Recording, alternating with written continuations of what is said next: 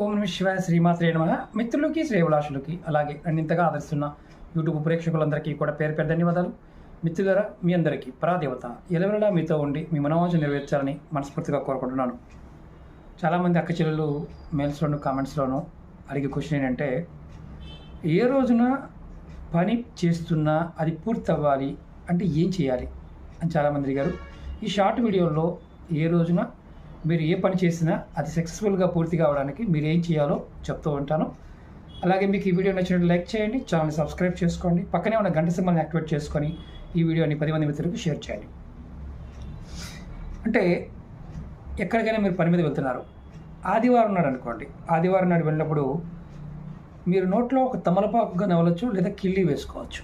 తమలపాకు కానీ కిళ్ళి వేసుకుని వెళ్తే, ఆ నవ్వులుతూ వెళ్తే ఆదివారం నాడు మీరు ఏ పని చేసినా సక్సెస్ఫుల్గా పూర్తవుతుంది. ఓకే మిత్రులారా, ఓం నమః శివాయ శ్రీమాత